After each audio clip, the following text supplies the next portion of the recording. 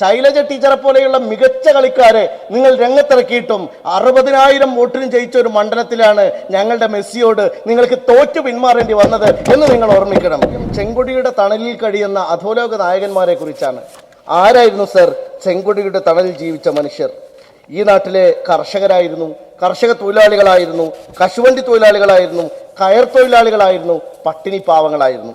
ഇപ്പോഴോ ഇന്ന് ട്രൗസർ മനോജാണ്, ആകാശ് തില്ലങ്കേരിയാണ്, കൊടി സുനിയാണ്, അർജുൻ ആയങ്കിയാണ്. നിങ്ങളുടെ പ്രയോറിറ്റി എന്ന് പറയുന്നത് ഈ നാട്ടിലെ സാധാരണ മനുഷ്യരെയല്ല. നിങ്ങളുടെ പ്രയോറിറ്റി എന്ന് പറയുന്നത് പ്രിവിലേജ്ഡ് ക്ലാസ് ആണ്. അവരുടെ പ്രശ്നങ്ങൾ മാത്രമാണ് നിങ്ങളുടെ മുമ്പിലുള്ള പ്രശ്നം. നിങ്ങളുടെ പ്രശ്നം അധികാരമാണ്, നിങ്ങളുടെ പ്രശ്നം പണമാണ്, നിങ്ങളുടെ പ്രശ്നം പ്രിവിലേജ്ഡ് ആയിട്ടുള്ള മനുഷ്യരുടെ സംരക്ഷണമാണ്. നിങ്ങൾക്ക് നഷ്ടപ്പെട്ടു പോയ ആ മനുഷ്യരുടെ കഥനഭാരങ്ങളാണ് UDF ഏറ്റെടുക്കുന്നത്. ഈ തെരഞ്ഞെടുപ്പ് പരാജയവും പ്രശ്നങ്ങളും ഒക്കെ ഉണ്ടായിട്ടും ഇതൊന്നും വിലയിരുത്താൻ CPIM പാർട്ടിക്ക് സാധിച്ചിട്ടില്ല. എന്നാൽ വളരെ കൃത്യമായി ഇത് വിശകലനം ചെയ്യാൻ കഴിഞ്ഞത് CPIക്കാണ് എന്ന് അഭിമാനത്തോടെ ഞാൻ പറയാണ് സർ. കാരണം വളരെ കൃത്യമായിട്ട് ഇതേക്കുറിച്ച് ഒരു അഭിപ്രായം പറഞ്ഞത് ബഹുമാന്യനായ CPIയുടെ സംസ്ഥാന സെക്രട്ടറി ബിനോയ് വിശ്വമാണ്.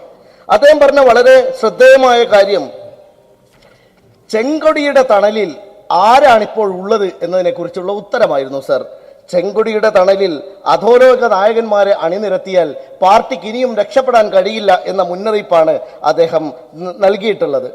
ഘാതകൻ എന്ന് പറയുന്ന ഒരു ശ്രദ്ധേയമായ നോവൽ KR മീര എഴുതിയിട്ടുണ്ട്. KR മീര ആ നോവലിൽ ചോദിക്കുന്ന ഒരു ചോദ്യമുണ്ട് സർ. ലോകത്തെ ഏറ്റവും വലിയ മത്തു പിടിപ്പിക്കുന്ന സാധനം പണമാണ്, എന്നാൽ അതിനേക്കാളും പ്രധാനമാണ് അധികാരം.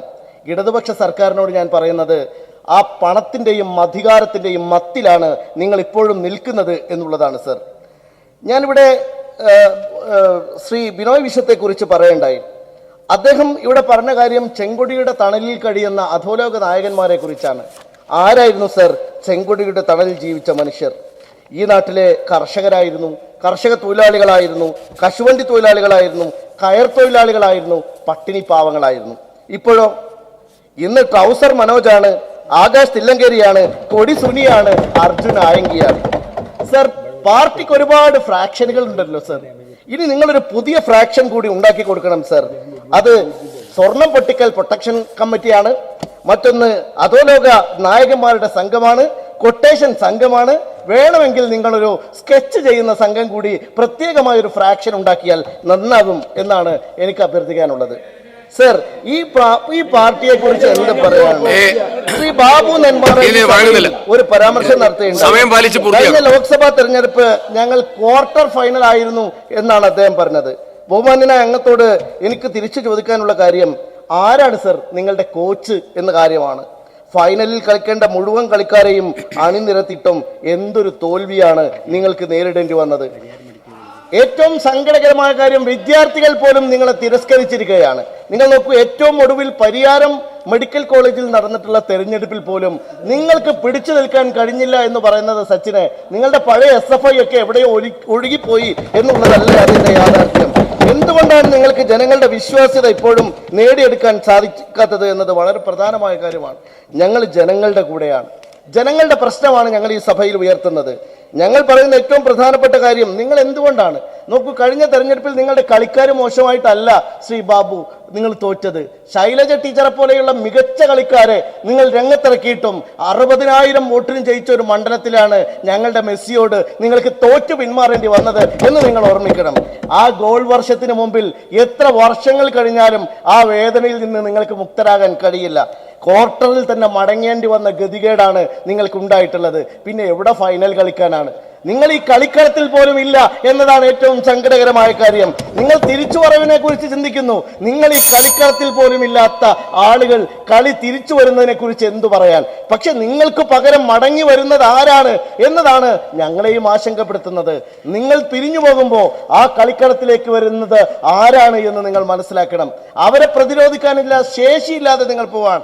എന്തുകൊണ്ടാണ് അതിന് കാരണം? പ്രതിപക്ഷ നേതാവ് എല്ലാ സമയത്തും ഈ സഭയിൽ പറഞ്ഞ ഒരു കാര്യമുണ്ട്, നിങ്ങളുടെ തീവ്ര വലതുപക്ഷ വ്യതിയാനത്തെ കുറിച്ചാണ് അദ്ദേഹം പറഞ്ഞത്. ഇന്ന് നിങ്ങളുടെ കൂടെയുള്ള ഈ കർഷക തൊഴിലാളികൾ, ഇന്നലെ നിങ്ങളുടെ കൂടെ ഉണ്ടായിരുന്ന ഈ പാവങ്ങൾ, അവരെല്ലാം വിട്ടൊഴിഞ്ഞു പോയിരിക്കുന്നു സർ. പകരം അവരിൽ നിന്ന് അവര് മുന്നോട്ട് വെച്ച ആ ആദർശം, അവര് മുന്നോട്ട് വെച്ച ഇടതുപക്ഷ ആദർശം നിങ്ങൾക്കില്ലെന്ന് ബോധ്യപ്പെട്ടപ്പോ അവര് മനസ്സിലാക്കുന്നത് എന്നാ പിന്നെ നേരിട്ട് വലിയ പിന്നെ വലതുപക്ഷ പാർട്ടിയായ BJP-യിൽ തന്നെ ചേരാം എന്ന് അവർ വിചാരിക്കുന്നുണ്ടെങ്കിൽ ആ തെറ്റ് അവരുടേതല്ല, നിങ്ങളുടെ പാർട്ടിയുടേതാണ് എന്നതാണ് പ്രധാനം. അതുകൊണ്ട് ഇടതുപക്ഷ പ്രസ്ഥാനം ഇന്ന് മുന്നോട്ട് വെക്കുന്ന ആശയങ്ങൾ കേരളത്തിലെ സാധാരണ മനുഷ്യരുടെ ശബ്ദമല്ല. നിങ്ങൾ ഇന്ന് പറയുന്ന സംസാരം, നിങ്ങൾ പറയുന്നത് ഈ തെറ്റുകളെല്ലാം ചെയ്തിട്ടും ബഹുമാന്യനായ മുഖ്യമന്ത്രിക്ക് എന്തു തെറ്റാണ് പറ്റിയത് എന്ന് മനസ്സിലാകുന്നില്ല. അത് തിരുത്താൻ ഒരിക്കൽ പോലും ബഹുമാന്യനായ പാർട്ടി സെക്രട്ടറിക്ക് സാധിക്കുന്നില്ല. നിങ്ങളുടെ പ്രശ്നം ഈ രാജ്യത്തെ പാവങ്ങളെ നിങ്ങൾ കൈയൊഴിഞ്ഞു എന്നുള്ളതാണ്. ഞാൻ കൺക്ലൂഡ് ചെയ്യാണ് സർ. ഇപ്പോഴും ഒരൊറ്റ കാര്യം മാത്രം പറഞ്ഞ് ഞാൻ അവസാനിപ്പിക്കാം. ഇപ്പോഴും നിങ്ങളുടെ പ്രയോറിറ്റി എന്ന് പറയുന്നത് ഈ പാചക തൊഴിലാളിയല്ല, നിങ്ങളുടെ പ്രയോറിറ്റി എന്ന് പറയുന്നത് ഈ ആശാ വർക്കർ അല്ല, നിങ്ങളുടെ പ്രയോറിറ്റി എന്ന് പറയുന്നത് ആയമാരല്ല, നിങ്ങളുടെ പ്രയോറിറ്റി എന്ന് പറയുന്നത് ഈ നാട്ടിലെ സാധാരണ മനുഷ്യരെ അല്ല, നിങ്ങളുടെ പ്രയോറിറ്റി എന്ന് പറയുന്നത് പ്രിവിലേജ്ഡ് ക്ലാസ് ആണ്. അവരുടെ പ്രശ്നങ്ങൾ മാത്രമാണ് നിങ്ങളുടെ മുമ്പിലുള്ള പ്രശ്നം. നിങ്ങളുടെ പ്രശ്നം അധികാരമാണ്, നിങ്ങളുടെ പ്രശ്നം പണമാണ്, നിങ്ങളുടെ പ്രശ്നം പ്രിവിലേജ്ഡ് ആയിട്ടുള്ള മനുഷ്യരുടെ സംരക്ഷണമാണ്.